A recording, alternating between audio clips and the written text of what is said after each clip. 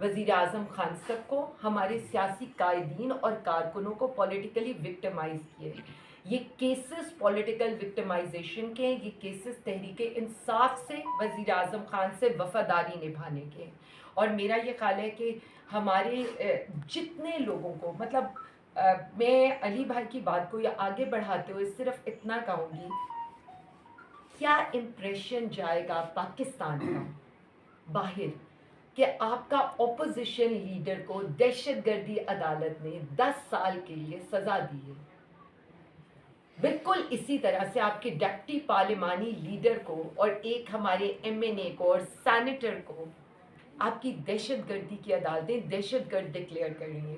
اور پچھلے کچھ عرصے میں جتنے بھی کیسز آپ دہشت گردی عدالت میں دیکھیں وہ دہشت گردوں کے نہیں چل رہے، پاکستان تحریک انصاف کے چل رہے ہیں. یعنی آپ ملک کی منتخب نمائندوں کو، ملک کی منتخب جماعت کو، جسے عوام نے 180 سیٹیں دی ہیں، آپ دہشت گرد ڈکلیئر کرنا چاہتے ہیں. تو اس کا مطلب ہے آپ کی نظر میں پاکستانی عوام دہشت گردوں کو سپورٹ کرتے ہیں، باغیوں کو سپورٹ کرتے ہیں.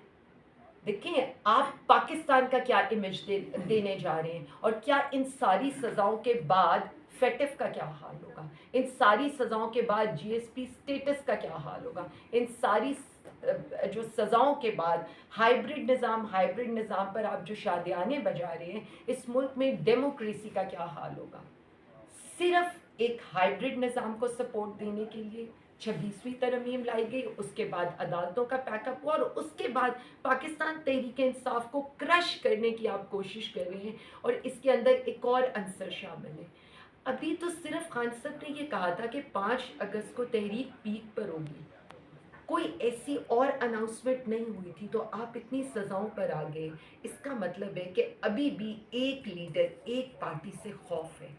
میں صرف اتنا کہوں گی، ہم پرامن لوگ ہیں، آئین اور قانون کے دائرے میں رہتے ہوئے جو آئینی اور قانونی کانسٹیٹیوشن آف پاکستان ہمیں اجازت دیتا ہے.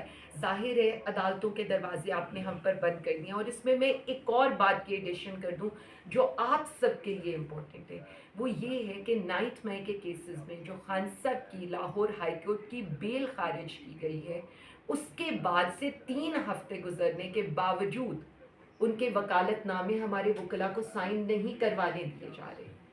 اس سے زیادہ امپورٹنٹ بات کیا ہوتی ہے کہ آپ، مطلب وکلا کے لیے، میں خود جیل کے اندر رہی ہوں، مجھے یہ پتہ ہے کہ پرٹیکولرلی یہ کہا جاتا تھا، جو ہمارے لیے نہیں تھا، ظاہر ہے کرمنلز کے لیے، دہشت گردوں کے لیے، قاتلوں کے لیے، باقی سب کے لیے وہ جیل مینول کے لحاظ سے انہیں ایک حاصل ہوتا ہے، یہ سہولت حاصل ہوتی ہے کہ آپ کے وکیل آپ سے کبھی بھی مل سکتے ہیں، اور آپ کے وکالت نامے اسی وقت مینڈیٹری ہوتا ہے کہ آپ سے سائن ہونے.